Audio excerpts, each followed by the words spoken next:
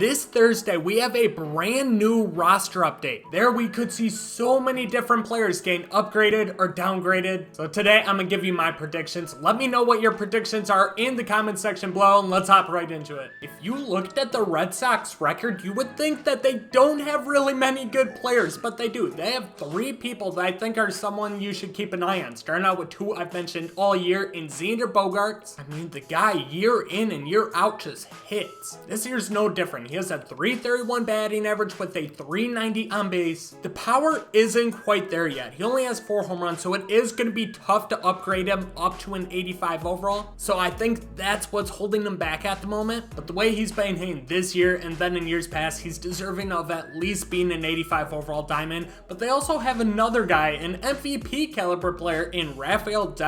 Man, it's crazy that I'm at this age now where I can talk about players being MVP level at the highest level in professional baseball, and they are younger than I am. Shows that I haven't done shit with my life yet. I mean, Devi, once again, just like Xander Bogaerts, he's hitting .337, insane batting average, .360 on base. He has more power though with 9 home runs, slugging percentage just north of 600 with an OPS of 967. The dude hits everything. He's not gonna go diamond this week, but somebody to keep an eye on is JD Martinez. He's hitting just under .350 on the year with a .390 on base. You talk about 3 hitters who are hitting over .330, hitting at an elite level, and the Red Sox are under 500. But JD leads the league in doubles, .315 batting average. Like, his hitting numbers are just disrespectful for how good he is. Once again, he won't go diamond this week, but he's somebody to keep an eye on. Also, Mr. Moneybags, Trevor's story over here is starting to heat up as well, so he's on Gold Watch. Not this week, but keep an eye on him. I think this man's the surprise of the season. The Angels have Mike Trout, Shohei Ohtani, and now they got freaking Taylor Ward on their team. Dude, if Mike Trout doesn't make the playoffs this year with this team, I don't know when he's ever gonna do it. Like, this team has 2 consensus MVP players on their team. And Taylor Ward is just hitting right there with him. Actually, he surpassed them with his numbers so far. He leads the league in batting average with .370, on base at .481, slugging at .713, OPS just under 1200, and an OPS plus of .248.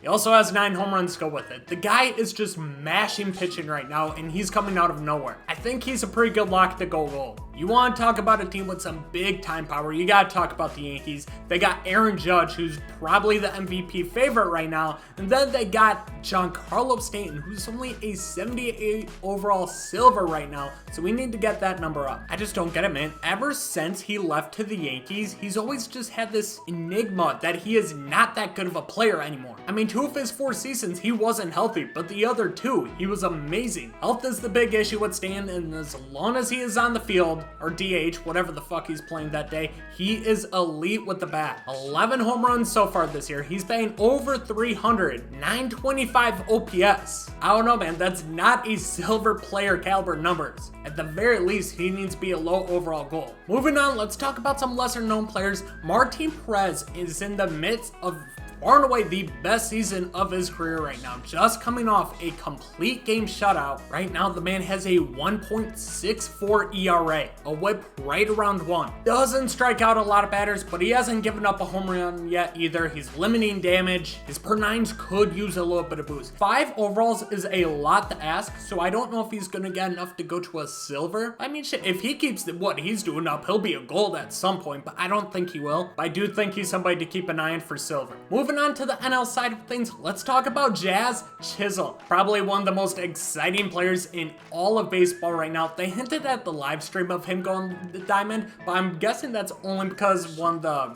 directors or whatever was a Marlins fan, and they've already been a little bit aggressive. He's gotten some upgrades up to a 93 overall, so I don't know if they'll continue to be aggressive with his overall rating. But right now, the man's an extra base machine. 7 doubles, 4 triples, which leads the league, 7 home runs, 6 stolen bases, .290 batting average. The man is the definition of electric. He's so good for the game of baseball. I pray that he goes diamond at some point this year and we get multiple good Jazz Chisholm cards. I don't know if he's going to now, but he's like right on the cups of getting that upgrade. Pete Alonso kind of falls into that Giancarlo Stanton category for me, where he is just elite with the bat, but he doesn't get talked about nearly enough. Like almost to the point where it's disrespectful for how good he actually is. The Mets Mets don't look like they're gonna Met anymore. They look like a World Series caliber team, strong part because of Pete Alonso. If a guy's on base, he's driving them in, leading the league with 37 RBIs, 10 home runs, about a 280 batting average and a 350 on base, 852 OPS, 146 OPS plus. I mean, I don't get it, man. I thought he should have been a diamond coming into the year. Every season in the big league so far, besides 2020, we do not count that. That season never happened for anybody. He's been an elite hitter, but I'm guessing what holding him back, 38 contact versus lefties. He does not hit lefties very well. So if he starts doing that,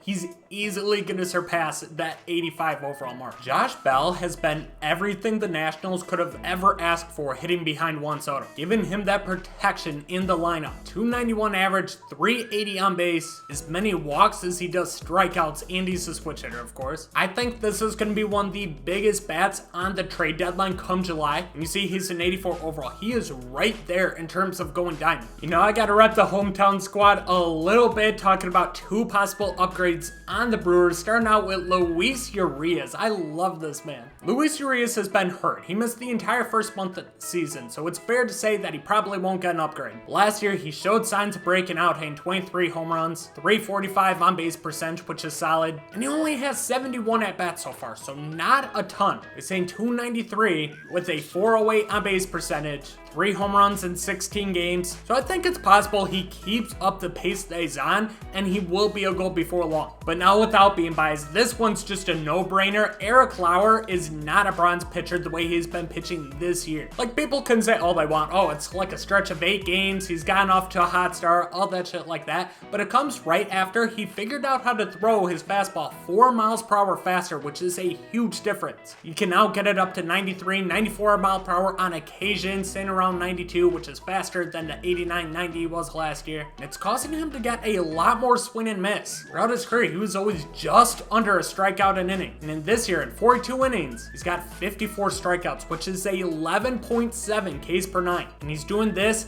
with limiting his walks. He actually decreased his walk numbers. He's down to 1.7 walks per 9 so far. The only issue is his home runs have been pretty high. He's given up 7 home runs in those 42 innings, but only 31 hits and 8 walks. That's a whip of .93. Eric Lauer has been one of the surprise pitchers so far this season, and he's basically a guaranteed to go up to a silver. I guess I'm kind of confused how Tommy Edman got the diamond upgrade before Paul Goldschmidt did. Paul Goldschmidt gets no respect, and seriously, dude, I can't stand the Diamondbacks and the Rockies for trading Nolan Arenado and Paul Goldschmidt for a bucket of baseballs. Right now, Goldie is hitting .342 with a non-base percentage of over 400, leads the league in doubles with 16, 6 home runs, 29 RBIs, 975 OPS. Nolan Arenado's getting all the attention right now. He's having an MVP caliber season, but Paul Goldschmidt not behind. That offense the Cardinals have is disgusting. So I'm guessing it's the pitching that's holding him back right now. But Paul Goldschmidt, I just about guarantee he's going to be one of the diamonds that we see on Thursday. And then last card that I think has a good chance of going diamond is going to be Joe Musgrove. I've already talked about him in previous videos because I think he should already be a diamond, but it seems like each start he goes out there, he's just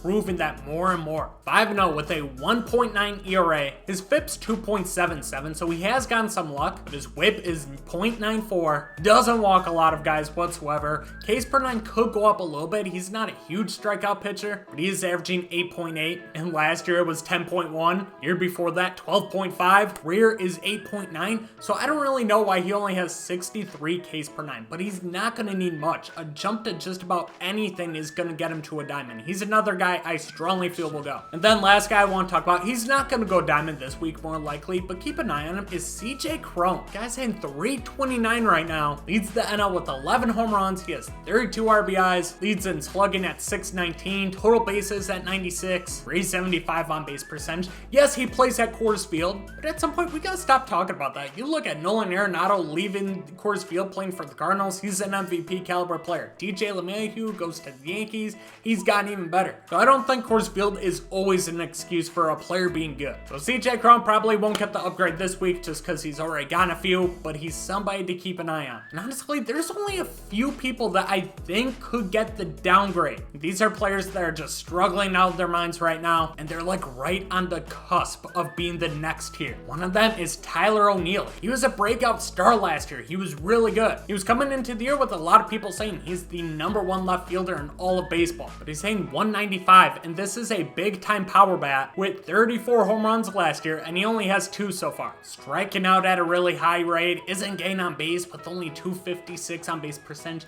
He's already an 80 overall, so it's not going to take much to get him down to a silver. But just show that I'm not biased, Lorenzo Cain damn near does not deserve to be a silver. He needs to be a bronze. That's even being generous. Put his ass to common right now. Dude, I love Cain, but he's just not that guy anymore. Over the past week, Tyrone Taylor has basically dethroned him, and he seems to be playing just about every day. That's because if you look at any advanced metric, you'll see Lorenzo Cain just doesn't hit the ball hard, doesn't make good contact. You could just tell that he's getting older. He's hitting 185 on the year, an OPS plus of 35. That's terrible. He still does play really good defense though. He has a .4 WAR out there, so that's the only thing that's keeping his value up to a silver right now. But his hitting, man, they're being generous with the 50s right now. And then last player I want to talk about is Marlins' big signing, which is RAFAEL Garcia. He had a great year with the Brewers last year, and he ended up getting paid for it, so good for him. Right now, he has a 53 OPS plus. He's hitting 210, only has 3 home runs, 10 RBIs, a 297 slugging percentage. He was paid to come in, help that young Marlins team score runs, and he's just not doing that for him. He's a 77, so he's pretty close to bronze already. So I think he could get the boot down there. But there you have it, boys. Those are my roster predictions. Remember, this is coming out Thursday instead of Friday. So let me know in the comment section, who are some of your predictions? Who do you guarantee is gonna get the diamond upgrade, or maybe a gold, silver, whatever it is?